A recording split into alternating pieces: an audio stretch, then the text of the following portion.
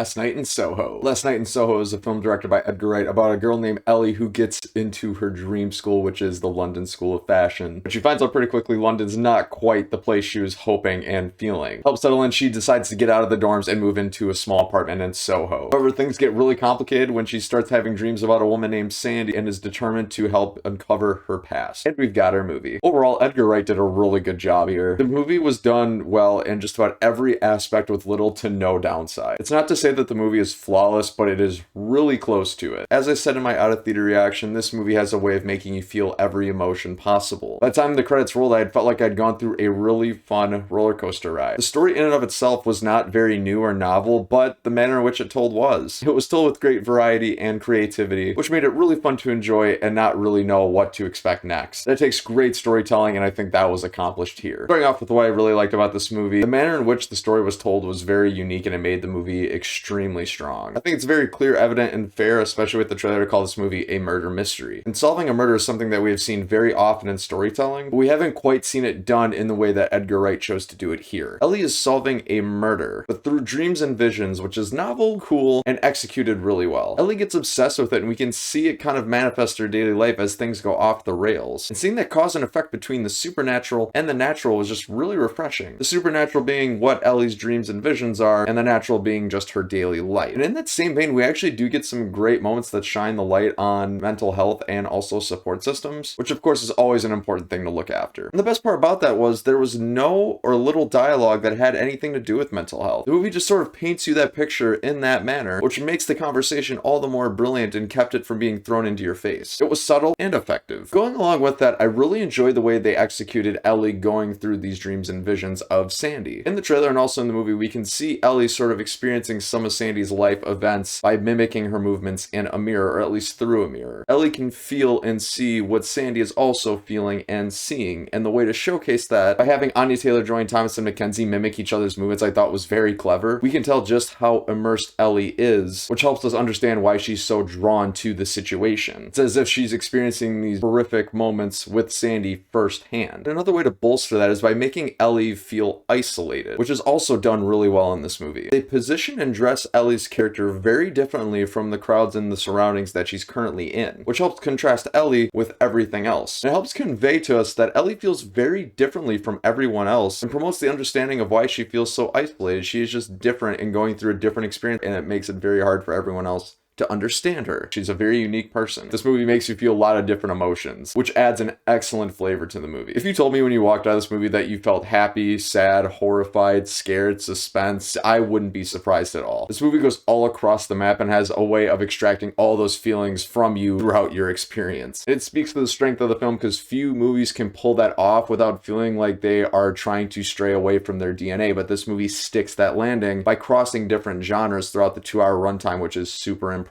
Now, after gushing about how the story was told, what else did I like about this movie? Ellie and her friend John are extremely likable characters and make the movie more pleasant. They both demonstrate a high sense of morality and have qualities that everyone can aspire to. Ellie goes on a pursuit of justice for a murder victim and does so to such a strong degree that she's willing to set everything aside in her life to pursue that. She goes out of her way to help someone in need, which is Sandy, without Sandy being able to do so for herself. And going along with that, John and Ellie's grandmother play a lot larger roles than I ever thought they would, and they're both kind, caring, and very patient. They are Ellie's support system that will stop at absolutely nothing to make sure that she is okay, and are willing to lend a hand no matter what happens to help her adjust to her new life in London. It especially helped me root for John a lot more, because he's a shining example of a great relationship partner, and he deserves a medal by the time this movie is over, because let me tell you, holy shit. Just when you think he couldn't be a better person, he surprises you. The last thing I liked about this movie, Thomasin Mckenzie did a great job as the lead role. There were no performances in this movie that were bad, but Thomasin Mckenzie was the standout for me. Ellie's character goes through a lot in this movie, including dealing with loss, adjusting to a new life in Soho, migrating to a new city and being away from family, having really crazy dreams and visions. That's a lot of emotional toll on any human. And Thomasin Mckenzie executes that quite well as Ellie goes through these highs and these lows. When Ellie's creative oats are being sown as a fashion designer, you can feel and see the pleasure that Ellie feels doing the thing that she loves. When Ellie's scared to death from what she's seeing in her dreams, you can feel the peril just radiating from her eyes. When she's in an awkward situation situation, you can just tell how uncomfortable and unsettled she is feeling. Every situation, Thomasin Mckenzie just crushes it. Now moving over into what I didn't like about this movie. The only thing I could think of, the story wasn't anything novel. This being a murder mystery, Ellie has to figure out what happened to Sandy and has to uncover clues through dreams and visions. The sole concept of solving a murder is something that has been done in every movie, TV show, thousands of times before. Some might even call this a whodunit. Knives Out's the most recent example of a movie that I can think of that fits that description. But other than that, there's not much to hate on in this movie. It's so good. Friends, I'm gonna give this movie an 8 out of 10. It is a great movie, and I highly recommend seeing it. Friends, have you seen Last Night in Soho? If so, what'd you think of it? You know where the comment section is.